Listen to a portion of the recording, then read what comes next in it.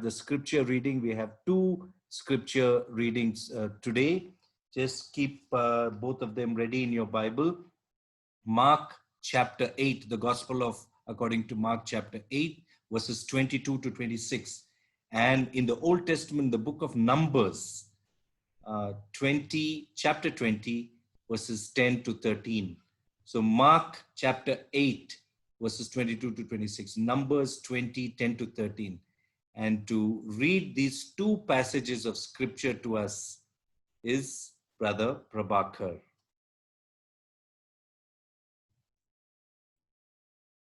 Hi, good morning all. So my name is Prabhakar, as you know that, and praise the Lord all of you.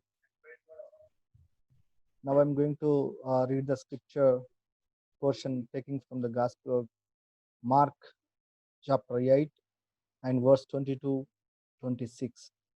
So, and he comes to the Bethsaida, and they bring a blind man unto him, and besought him to touch him. And he took the blind man by the hand, and led him out of the town. And when he had spit on his eyes and put his hands upon him, he asked him if he saw aught. And he looked up and said, I see men as trees walking. After that, he put his hands again upon his eyes and made him look up. And he was restored and saw every man clearly. And he sent him away to his house, saying, neither go into the town nor tell to any into the town. And the second scripture is taken from the Numbers chapter 20, verse 10 to 13. And Moses and Aaron gathered the congregation together before the rock. And he said to them, hear now, you rebels, must we fetch you water out of this rock? And Moses lifted up his hand, and with his rod he smote the rock twice, and the water came out abundantly, and the congregation drank, and their beasts also. And the Lord spake unto Moses and Aaron, because you believed me not to sanctify me in the eyes of the children of Israel. Therefore you shall not bring this congregation into the land which I given to them. This is the water of Meribah, because the children of Israel strove with the Lord, and he was sanctified in them. Thank you. Thank you so much, brother, for giving this opportunity. Marana. Thank you so much. Thank you, Brother Prabhakar, reading God's word to us. As we get into the message, I just request you to pause and still your hearts for a brief moment of time. Loving God, how privileged we are to gather together as one family to listen to your word this beautiful Sunday morning. Loving God, we thank you because you are so merciful and that you have protected us from all harm and danger, O Lord. It's really like the Psalm, which says that even when 1,000 may fall at my right hand and 10,000 at my right side, but no harm will come near my tent. You have been so merciful, even though we don't deserve to be merciful, O Lord. And even, O Lord, if anything befalls us, O Lord, our faith in you will be ever strong, O Lord. Lord, as this lockdown time is going on, increasing and increasing, things seem to getting worse than before, in a sense. We ask that you would give us patience, O Lord. And as we are dealing with this topic of patience, I pray that you would speak to us exactly to the need of our heart, O Lord Jesus. I pray that you would bless us and lead us, speak to us. Let it be not a man's voice, but God's voice speaking to us. We ask this in your most holy and precious name, loving God. Amen. Friends, I hope you're doing very well this morning. I just wanted to remind you, I was doing these are my notes, okay? I was doing a series on the power of prayer, and we dealt with two aspects, the prayer of a righteous man and the prayer of a sinner. And today is about the power of patience. And I should have started with this, but forgive me, we will probably end with this, the power of purpose. And anyway, that is just by way of introduction. That is where we stand as far as the series that I am dealing with is concerned. I have prepared this PPT. It's a very basic presentation because some of you have asked me for notes, and I felt really bad that it is such a bad scribble that I was not able to give you notes. So that's why I prepared this PPT. I wonder if you heard this story as a child. It's a fairy tale, and many of us have learned so many fairy tales as our kids. This fairy tale is called Creighton's Labyrinth. Labyrinth means tunnels. So this is a fairy tale. It's not a true story, but has a wonderful message of patience. So there was in this far away land a huge mountain adjoining the land. And in that mountain, there was a dreaded secret, because in the mountain, there was series of a labyrinth of tunnels and caves and all that, which was sealed by the great wise men of the old, the wise men of magic. There was a dragon who used to maraud the people of that place. But the wise men of magic had gone. This is a kid story, just bear with me. There is an adult lesson also for this. And the wise men of magic seized that dragon and they put it into that mountain. Forever that dragon was searching, because there was only one place which was both an entrance and exit.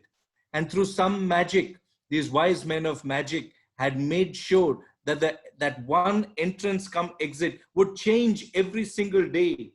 So it was very difficult for the dragon to come out, and the people of the land enjoyed a time of great peace for many generations, till one man came in who was very ambitious, and his name was Jaffa, and he wanted to become the king of that place. This is a fairy tale from our childhood.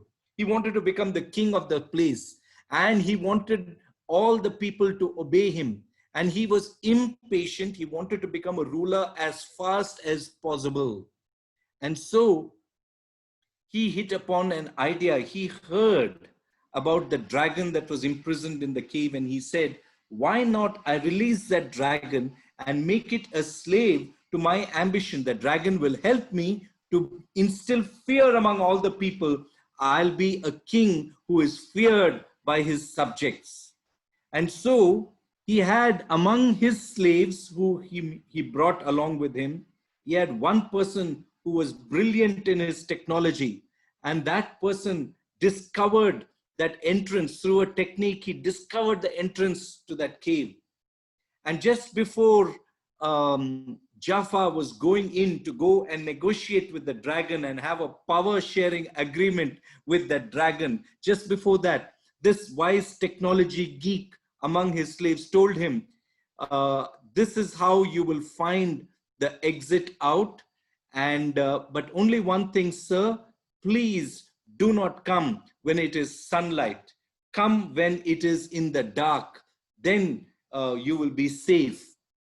Jaffa went in. It took him days to find the dragon and a few more days to negotiate with the dragon. And finally, when they both were on the same page and they both wanted to come out and instill terror among the people, Jaffa and the dragon called Creighton. So Creighton and Jaffa found the entrance just as the wise slave had told them. And Creighton went out first and said, this is our agreement, this is our pact.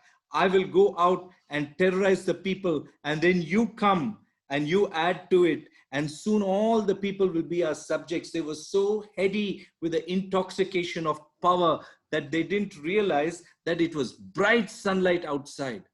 And Creighton, the moment he went outside, he was stabbed by light, and his eyes got blinded, literally blinded. His eyes were literally dysfunctional immediately as he went out, because that wise slave had put 1,000 mirrors around that exit just to make it easy for the person to come out in the dark. Jaffa saw that Kraton went and uttered a loud scream, but he still disregarded. He remembered what his slave had told him, but he disregarded that advice, ran out to see. Jaffa was also blinded. And both Jaffa and the dragon became blind. Instead of terrorizing the people, they became pathetic sights at the mercy of all the people, and the people continued to enjoy great peace. The lesson of this childhood story is impatience. We will not understand it because our culture tells us that you should go for it, just do it. Our culture tells us that you should not wait, you should be impatient. Impatience is praised by your people, by your colleagues, and by your managers. And everywhere they say, do it now. A pastor once did a survey, and these are the questions he asked, very simple questions. And he said, fill in the blanks. So the survey just said, do it blank. And the people, most of the people answered now. And then another question in the survey which says, I want it blank. And most of the people answered now. That's very natural to us. That's a culture of our place. Everything has to be done so fast. And everything has to be done today. I want it now. In fact, I've had managers, I don't know if you've had, they will give me a task and I will ask them 100 questions and they'll patiently answer the question. Actually, not so patiently, impatiently answer the question and say that you can find in this document, this you can find in the document. And finally, I'll ask, when do you want it, sir? And they'll say, yesterday. We are a generation who does not understand the value of patience. I remember in my childhood, when we got our first TV, it was such a small, portable, black and white TV. And when you turned on the TV, it had to warm up. So you can't see the image immediately. But we were patient. We were excited about watching it. Now, even if there is a second, our fingers are like the fastest finger first, like a quiz. We are running all over the remote, changing things. We are impatient. Food has to come. Even when we want popcorn and put it in the microwave, we are impatient for that 1 minute. We can't wait. There are terrible stories of people standing in line and fighting out of impatience. A flight is delayed by 10 minutes. There are people who are impatient and they are fighting. Of course, we should understand the value of time. And if you grew up in Hyderabad, you have a right to be impatient, because Hyderabad, especially the Hyderabadi culture, will test your impatience. In Hyderabadi culture, some of the words are very peculiar. You know, they have a different meaning. They're the same meaning. I mean, we have a different kind of Hindi than the rest of the country. But in Hyderabad, it has a special meaning. Suppose someone tells you in Hyderabad, you know, मैं सुबह सुबह आ जाता हूँ साहब. सुबह सुबह means morning, morning. Subah subah aa jata hu means, can any of you type and tell me, when does that mean? Subah subah means what time? Is it 4 a.m.? Is it 5 a.m.? Is it 6 a.m.? If someone in Hyderabad tells you, subah subah aa jata hu, I'm just looking forward to your chat to say what it is. And then if they say, oh, some people say 12 noon. Subah subah aa jata hu means it's 12 noon. 11 a.m. is, I think, reasonable. Neeraj and Nidhi, yes, I agree with you, but I think 12 noon is Chhattisgarh. I think it's Bilai. I'm just kidding. I'm just, my Hyderabadi spirit is coming. But I agree with Dave. It's around 11 o'clock because nothing happens before 10 o'clock in Hyderabad, especially in the old city. What if they say, "मैं 1 घंटा में आ जाता हूँ"? How long do you think it would take? 1 घंटा में आ जाता हूँ. It would be at least a couple of hours. Yes, 4 hours. Okay. And what if they say, मैं अभी जा रहा हूँ, अभी आ रहा हूँ, आप यूं गए, मैं यूं आ रहा हूँ, अभी अब यूं गए, मैं यूं आ रहा हूँ, अभी जा रहा हूँ. That will be at least half an hour, right? Maybe 15 minutes. He will come tomorrow. Thank you. I'm seeing the chats and I'm just enjoying it. Natasha is writing, it means 30 minutes. Okay. So even sitting in the US, you understand the Hyderabadi culture. So Hyderabad, we just test the patience of everyone. That is true. But the fact is, we are a very impatient generation. What does the Lord want to teach us about patience? Even now, we are in a situation where we need a lot of patience. And patience, by patience, I mean patiently waiting upon God. Even yesterday, I was having a conversation with a few people, and they are saying that it's high time we have to start the church service. And this church has already started, that church has already started. And I agree and I appreciate your desire to come together and fellowship with each other. I sincerely appreciate it. But then at the same time, I'm also saying the situation on the ground is pretty bad. And I know a friend of mine, he was telling me day before yesterday that his uncle was sick. It was not a COVID related sickness, it was about diabetes. But he could not find a hospital that will take him. He had to go to 8 hospitals. He was in the Vanastalipuram side until finally Kim's hospital, there was room for him to be admitted and treated. And that is how the situation is. The situation is very difficult on the ground. And some people have been hasty and impatient. I know it's difficult being cooped up in your room for so long. A young person told me, I want to go. For 4 months, I've been cooped up in this room and I want to go to Chicago. So, I can understand that. It's true. Impatience is there, but the Lord has something to tell us about patience. So if you can just turn to your Bibles and see, before we turn to that incident, I want to say that patience is very a special attitude of a Christian. In the fruits of the Spirit, the fruit of the Spirit rather, and can you tell me which verse that is in? Pramod has already put it up. By the way, I really appreciate the patience of Pramod Gandhi because he is right now in Vizag. He has gone to visit his parents, Pramod and Jemima, and he is still, along with Dave, both of them have done all the technical work for this service. He actually, it is his message, I think, because whatever verses he's putting on, I'm just reading. But here it is, it mentions in Galatians 5:22-23, the fruit of the Spirit is love, joy, peace, patience. Patience is a fruit of the Spirit.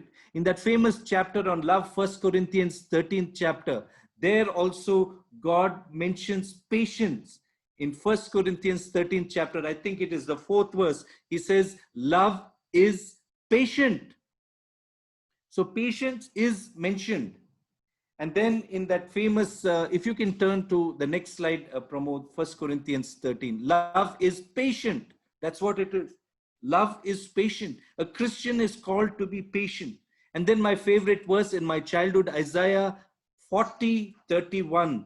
They that wait upon the Lord shall wait, here is patience, shall renew their strength. They shall mount up with wings like eagles. They shall run and not be weary. They shall walk and not faint.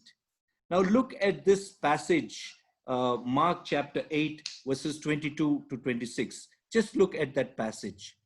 Just look at, I believe Jesus had healed many people, many, especially visually impaired, blind people. Jesus has healed them in the past.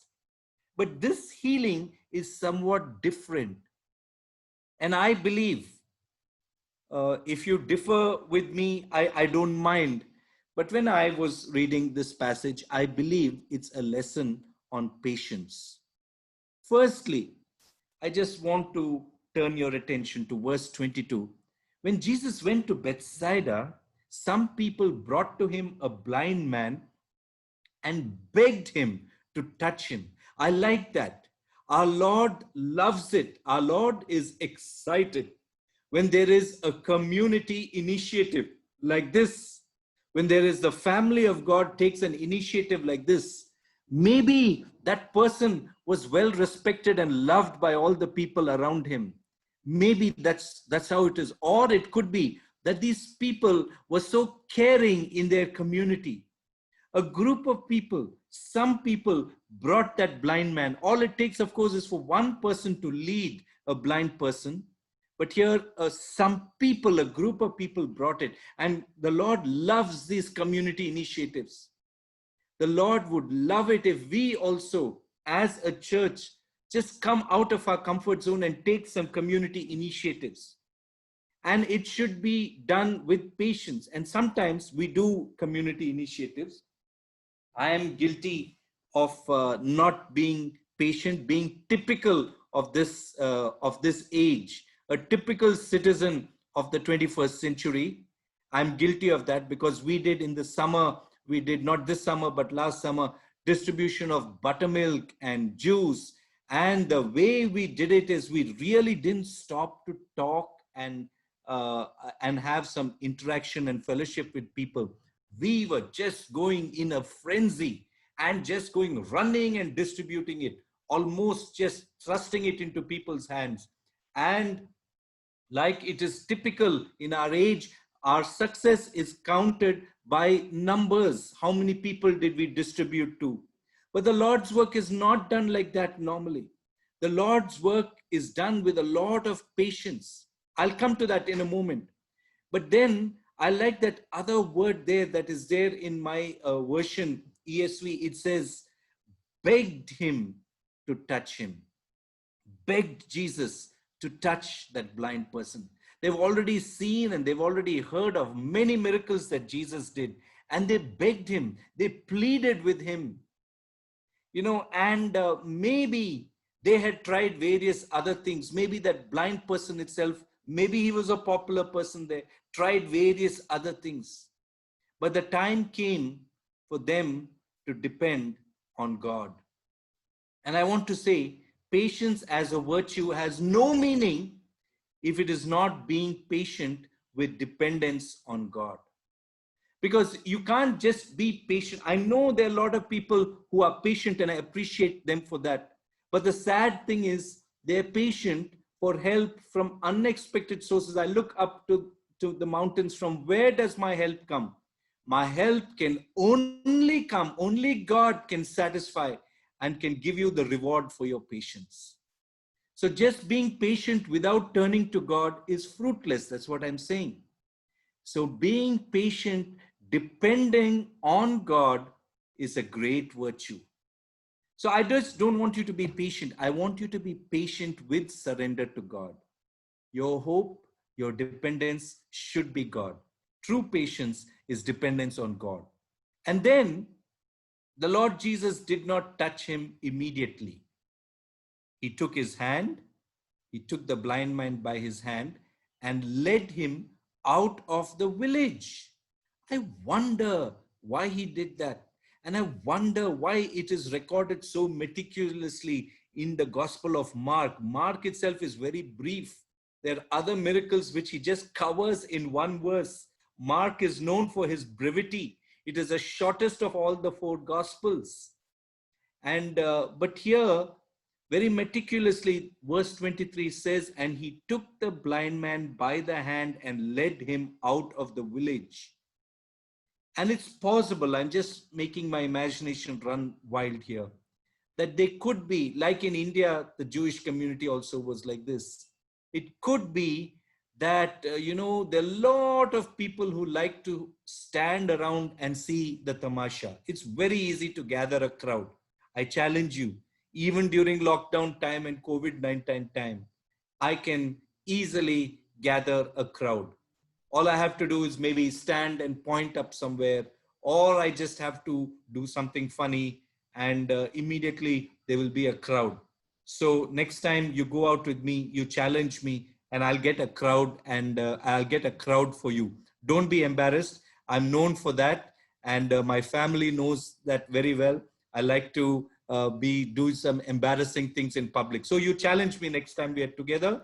I will draw a crowd. And once I draw the crowd, you can take the offering from the crowd. So that is your reward for being patient with me. But anyway, Jesus took him away from the crowd.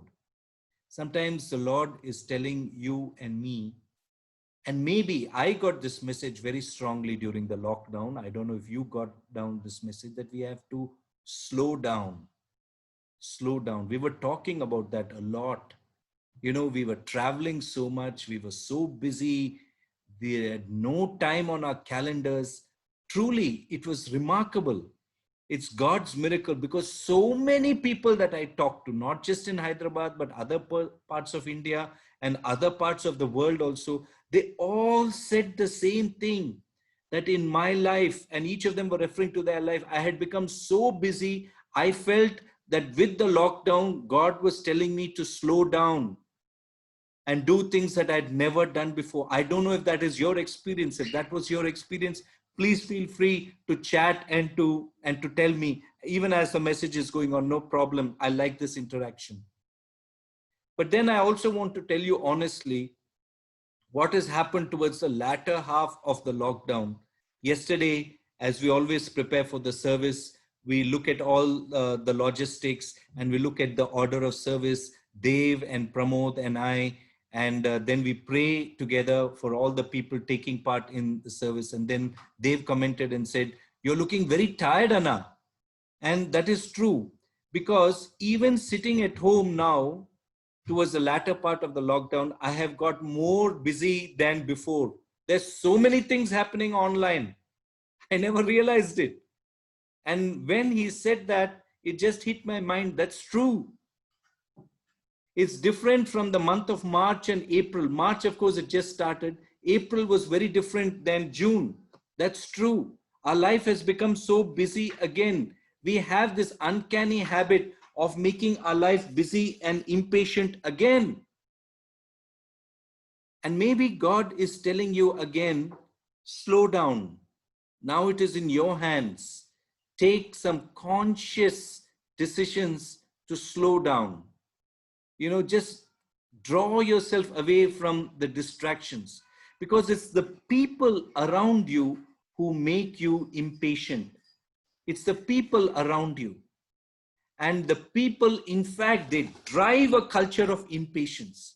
Whether it's people at your office or people at home nowadays, the culture of impatience is so widely prevalent that sometimes you have to be drawn away from the distractions.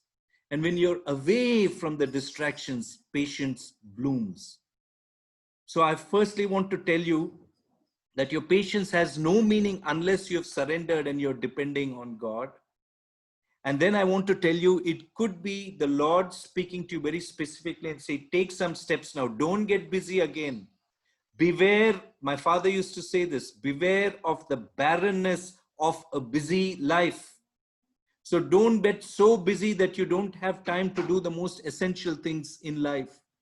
So go away from all these distractions. Your life has once again, even though you're in a lockdown phase, your life has once again become so distracted. Consciously make time for yourself. Consciously make time to spend time with yourself. The Lord Jesus himself used to do that. He used to withdraw from the crowd. He used to withdraw from the crowd, and he used to go and spend hours together in prayer.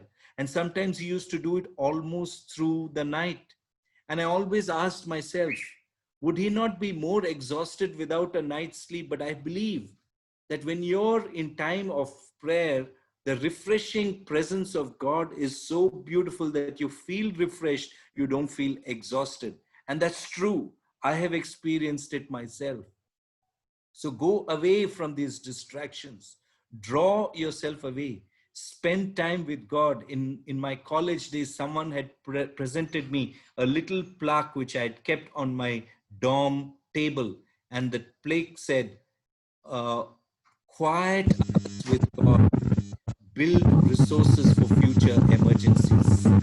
Quiet hours with God, build resources for future emergencies. I'm finding some disturbance, so I'm just removing my headsets. Quiet hours with God, build resources for future emergencies. Please tell me if you can hear me, okay? And then, I don't know why Jesus did that. Did Jesus lose his touch? And did he lose the ability to heal people? because he took some spit and then he touched that person's eyes, and then he asked them, what can you see? And that person, thank you very much, Nidhi and Neeraj, you can hear me. That person said, that blind person said, I can see, but I can't see properly. I see it like trees walking around. And I'm wondering, why did Jesus do that? Sometimes the Lord tests our faith. Sometimes the Lord tests our patience. And that is what is said in the first 5 verses, if you read of James. We did the book of James, didn't we? And that's what it says. Consider it pure joy whenever you face trials of many kinds, because the testing of your faith develops perseverance or patience. And patience or perseverance must complete its work so that you may be mature, complete, lacking anything. And that's what it is. God wants you to be mature and complete, not lacking anything. God sometimes tests you. And this would have been a very discouraging experience for that blind person. His hopes were lifted high, and God took him away from the crowd so that he could hear the words of Jesus. How beautiful that was. And his hopes would have been lifted high.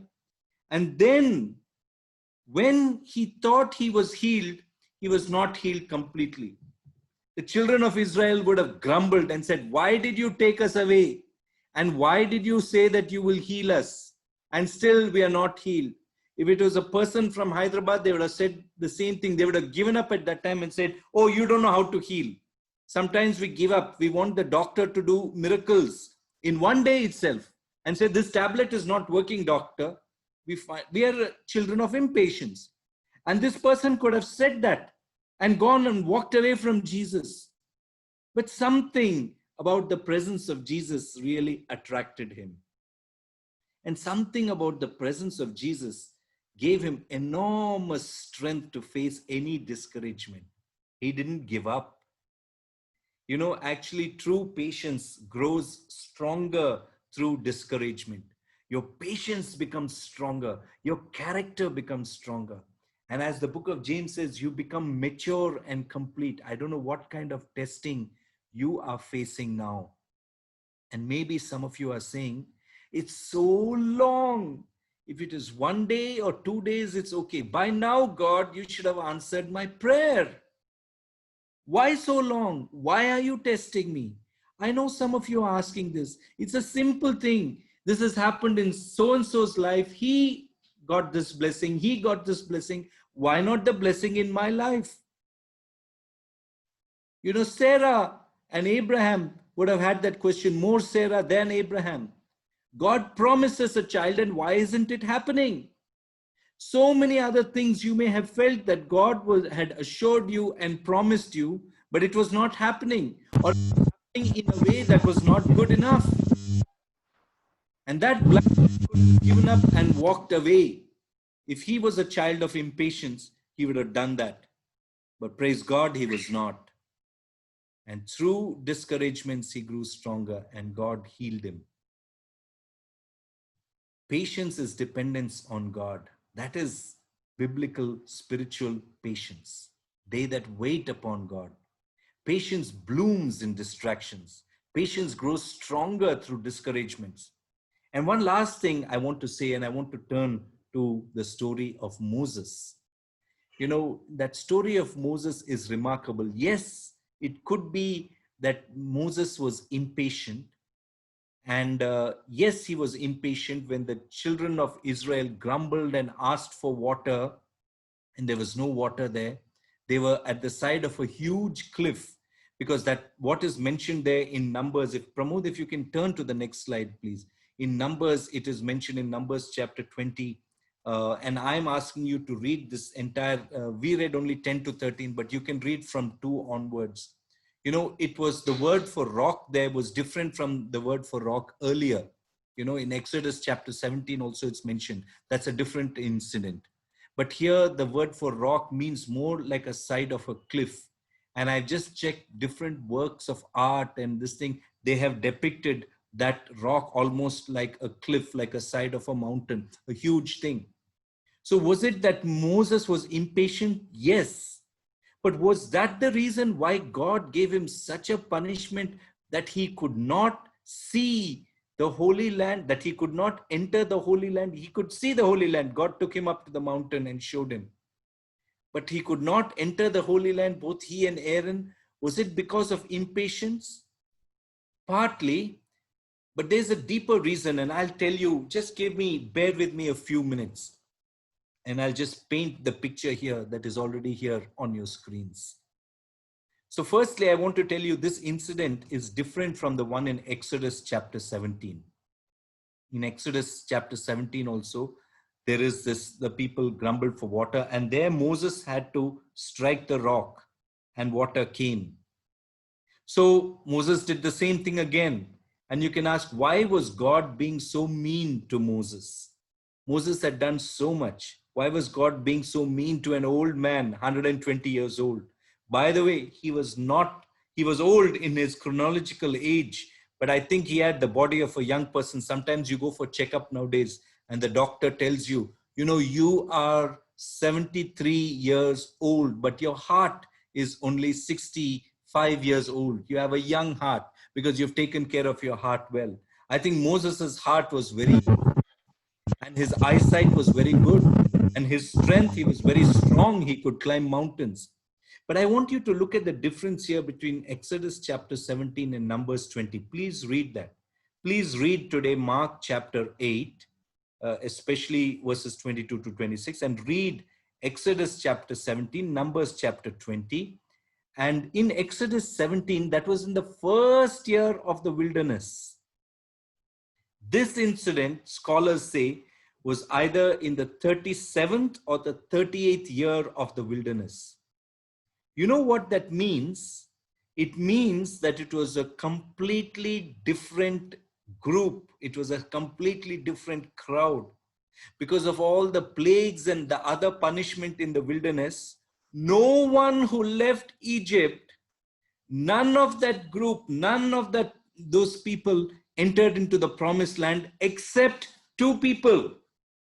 And I'm not talking about Moses and Aaron. Those two people, let's see if you are awake and you are knowledgeable of the Bible. You can type the names of those two people. I will not give any other clues. But except for those two people, they were on these people in the 37th, 38th year, they were on the verge, just a couple of years more, they would enter the promised land. It was completely a new set of people. Some scholars say they were just in their 20s and maximum in their 30s. They had been born in the wilderness. Moses and Aaron were there, but many of the others were not there by this time. Yes, you're absolutely right, Deepak Jana.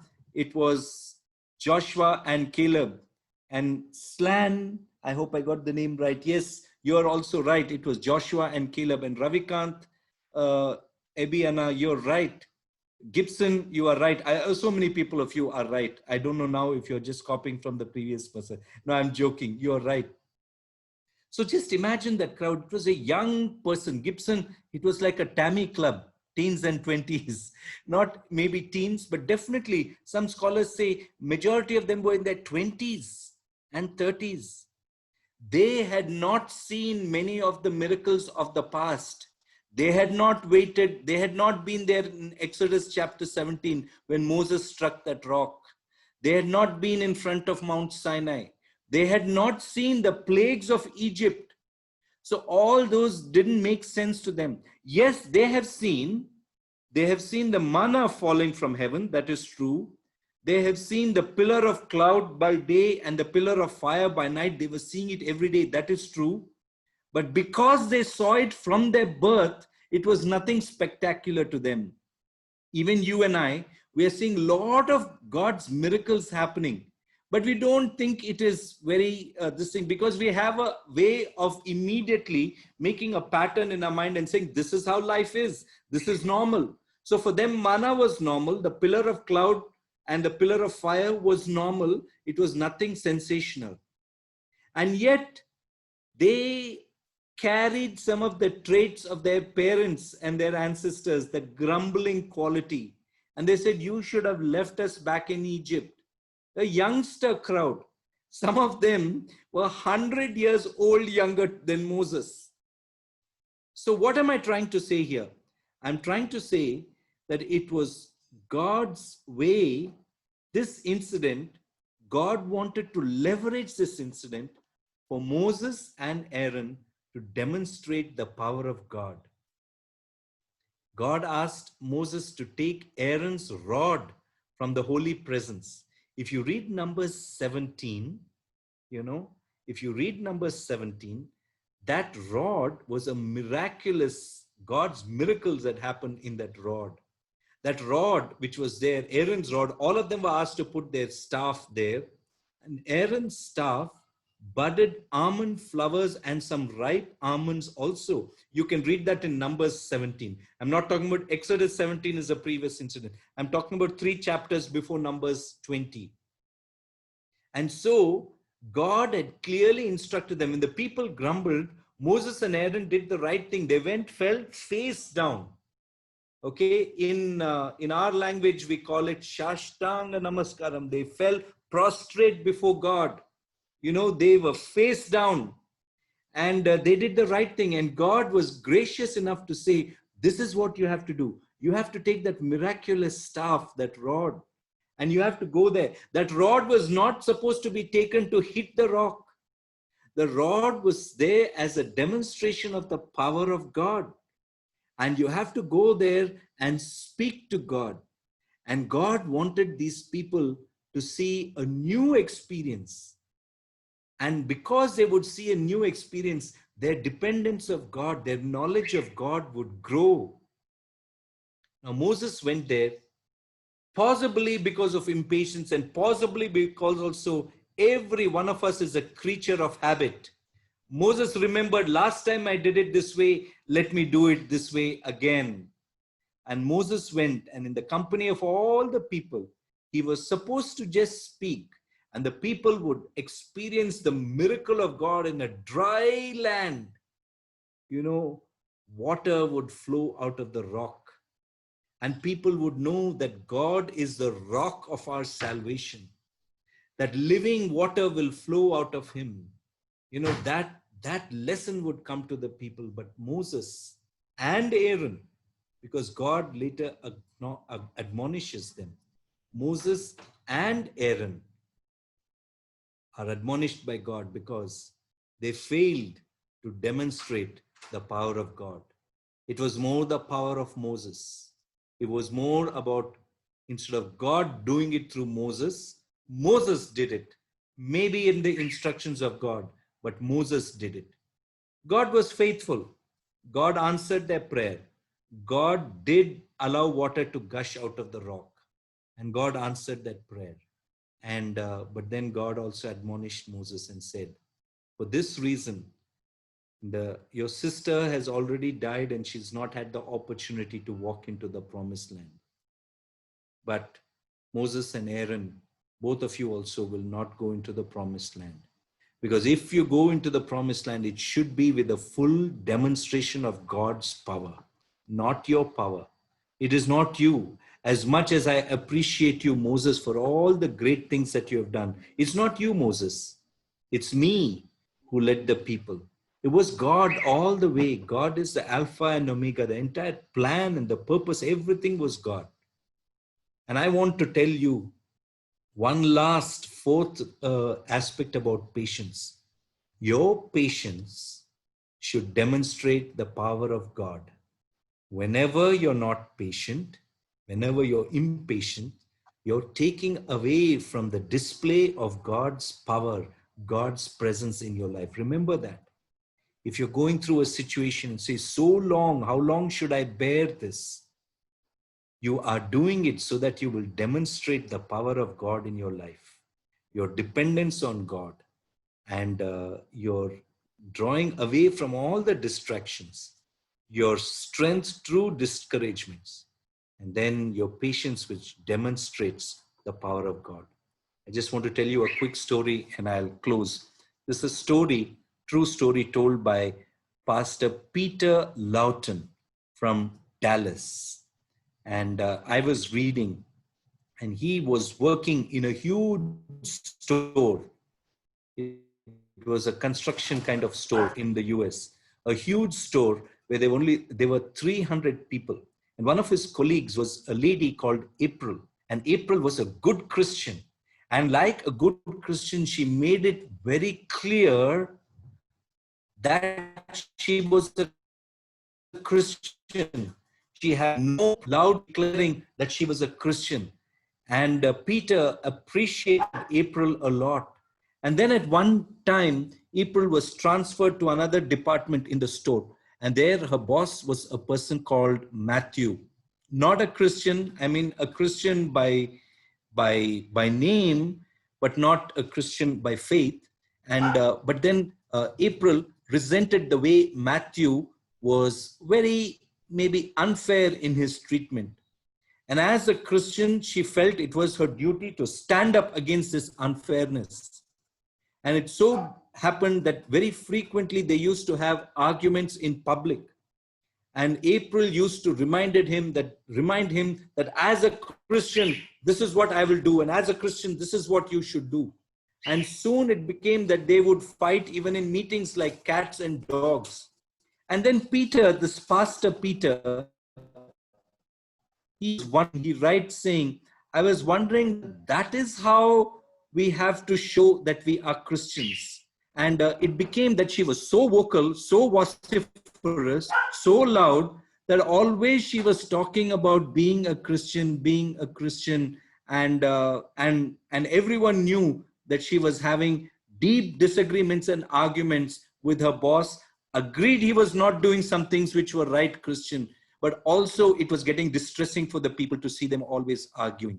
One day, late in the evening, on a Saturday evening, April gets a call, and this was from her boss, Matthew, and immediately she gets irritated. What does he want on a Saturday evening? Especially in Western work culture, you can't disturb them on a weekend. And so when she got that call, she was prepared to shout out and say, you have no business. She was ready for another argument. You have no business to disturb me on my weekend. I'm a Christian, and this weekend you can't disturb me. That was what she was preparing to say in her mind. But when Matthew spoke, his voice was very feeble. And he said, April, I just wanted to call you and tell you that my mother is suffering from stage 4 cancer. And I don't think it's going to work out. And I sincerely request you for your prayers. In fact, could you pray now? At that moment, the scales fell from the eyes of April. And April thought, I have been doing it wrong all this time. I've been shouting and arguing and fighting that I'm a Christian. I've been going and preaching to people, but sometimes that's not the best way to demonstrate that you are a Christian. That's not a best way.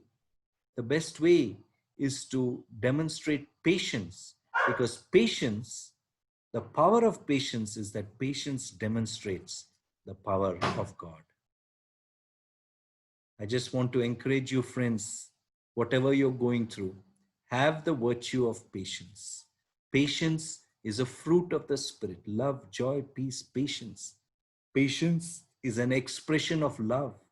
Love is also known as patience. I know I'm falling far short of that mark, and I need to examine myself. And I'm inviting you, my dear brothers and sisters, to examine yourself too. What are those areas in your life? If you're not able to be patient, there is no excuse. There is no situation. Of course, you have to be strong and you have to be firm and you have to stand for certain things. That's true. But you can't be irritable and demonstrate impatience. As a child of God, God will be glorified in the patience that you have in your heart. May God bless you, and may God lead you, and may God make you patient people. That is my prayer for each one of you. Amen.